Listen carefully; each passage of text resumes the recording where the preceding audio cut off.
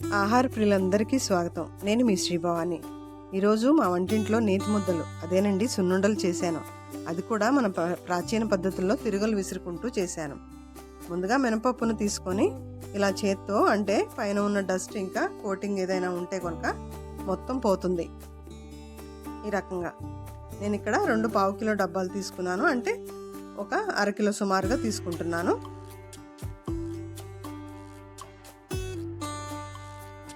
వీటిని ఇలా కొంచెం కొంచెంగా తీసుకొని వేయించుకోవాలి. కొంచెం కొంచెంగా తీసుకొని వేయించుకోవటం వలన మినువులు అనేవి అన్నీ కూడా సమానంగా వేగుతాయి, మనకి పర్ఫెక్ట్గా ఉంటాయి. లేదంటే సమానంగా వేగవు. కొద్ది కొద్దిగా వేయించుకున్న తర్వాత ఒక గింజ తీసుకొని మనం నోట్లో వేసుకుంటే గింజ అనేది మినువులు అనేవి వేగినాయో లేవో మనకి తెలిసిపోతుంది. తెలిసిన తర్వాత వేరే గిన్నెలోకి షిఫ్ట్ చేసుకోవాలి. ఇలా మొత్తం అంతా కూడా అరకిలో పప్పును కూడా చక్కగా సమానంగా వేయించుకోవాలి. ఇలా వేయించుకున్న పప్పును ఇదిగో ఇలా తిరగల్లో కొద్ది కొద్దిగా వేస్తున్నాను. నేను ఇక్కడ ఒక క్లాత్ పైన షీట్ వేసాను, ఎందుకంటే క్లాత్ పైన వేస్తే మనకి మొత్తం అంతా క్లాత్కే అంటుతుంది కాబట్టి షీట్ వేసుకొని చక్కగా కొంచెం కొంచెం కొంచెం కొద్దిగా విసురుకుంటున్నాను. మరీ ఎక్కువ వేస్తే మళ్ళీ మొత్తం అంతా మినువులన్నీ దిగిపోతాయి. అట్లా కాకుండా కొంచెం కొంచెంగా వేసుకుంటే చక్కగా పప్పు అవుతుంది. ఫస్ట్ ఇలా పప్పు అయిన తర్వాత దీన్ని మళ్ళీ ఇంకోసారి విసురాయిలో వేసుకుంటే చక్కగా పౌడర్ లాగా అవుతుంది. ఈ విసురాయిలో విసరటం అనేది ఒక మంచి ఫిజికల్ ఎక్సర్సైజ్ లాంటిదే. అందరికీ అందుబాటులో ఉండకపోవచ్చు, కానీ వీలైతే ఉంటే కనుక విసురాయి చక్కగా మీరు కూడా విసురాయితో సున్నుండలు చేసుకోండి, మంచి రుచిగా ఉంటాయి.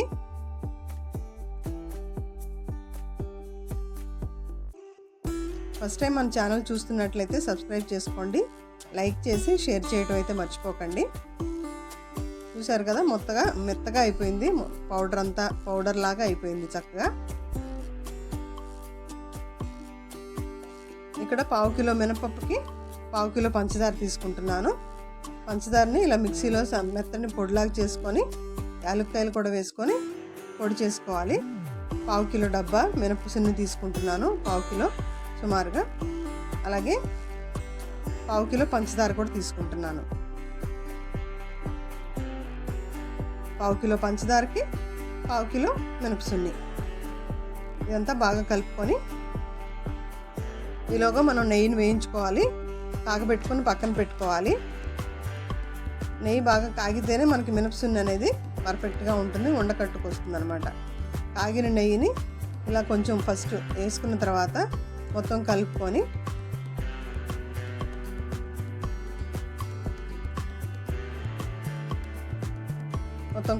ఉండకట్టుకు వస్తుందా లేదో చూసుకోవాలి. నెయ్యి మరీ ఎక్కువగా వేయకూడదు. ఎక్కువగా వేస్తే ఏంటంటే మరీ పలచగా అయిపోతాయి సున్నుండలు. అలా అని తక్కువగా కూడా వేయకూడదు. తక్కువగా వేస్తే ఉండకట్టుకు రాదు. చూసుకొని వేసుకోవాలి. ఇంకా కొంచెం నెయ్యి పడుతుంది, వేస్తున్నాను. నూనె బాగా కాగితేనే మినపసున్నుండలు అనేవి మంచి ఉండకట్టుకు వస్తాయి అన్నమాట. జిగురు ఉంటుంది, బాగా జిగురుకి ఉండలాగా వస్తుంది అన్నమాట. ఇప్పుడైతే నెయ్యి సరిపోయింది. ఇప్పుడు ఉండ చేస్తున్నాను. చక్కగా ఇలా ఉండలు చేసుకోవాలి. మినుము ఇనుముతో సమానం అంటారు కదా. రోజు 2 పిల్లలేంటి పెద్దవాళ్ళేంటి రోజు 2, ఒకటి బెల్లం సున్నుండ, ఒకటి పంచదార సున్నుండ తిన్నారంటే మంచి ఆరోగ్యవంతులుగా ఉంటారు. ఇంకొకటి బెల్లంతో చేస్తున్నాను. బెల్లం కూడా ఒక పావు కేజీ సుమారుగా మిక్సీలో వేస్తున్నాను. కొన్ని యాలకులు కూడా వేసి మంచి పొడిలాగా చేసుకోవాలి. ఈ రకంగా పొడి చేసుకోవాలి. బెల్లం సున్నుండలు కూడా చాలా రుచిగా ఉంటాయండి, మీరు కూడా ట్రై చేయండి వీలైతే. ఇది కూడా ఒక పావు కిలోకి మినపసున్నికి ఒక పావు కిలో బెల్లం వేస్తున్నాను. ఈ రెండు కూడా ఈ రకంగా కలుపుకొని ఉండలు లేకుండా సమానంగా చేసుకోవాలి. అంటే బెల్లం అనేది తొందరగా కొంచెం బరకగా ఉంటుంది కదా, ఇందులో వేసుకొని 2 కలుపుకోవాలి.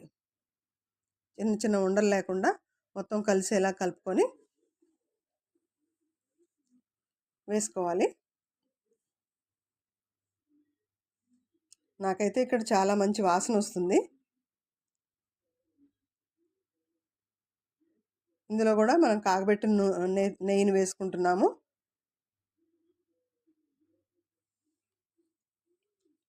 ఈ రకంగా మొత్తం కలుపుకొని ఇది కూడా ఉండకట్టుకు వస్తుందా లేదా చూసుకొని సరిపోకపోతే మరికొంచెం నెయ్యి వేసుకోవాలన్నమాట.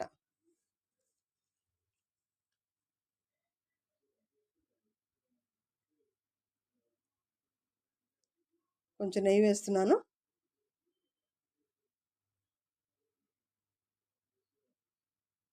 మా పిల్లలైతే చాలా ఇష్టంగా తింటారు ఈ సున్నుండలు.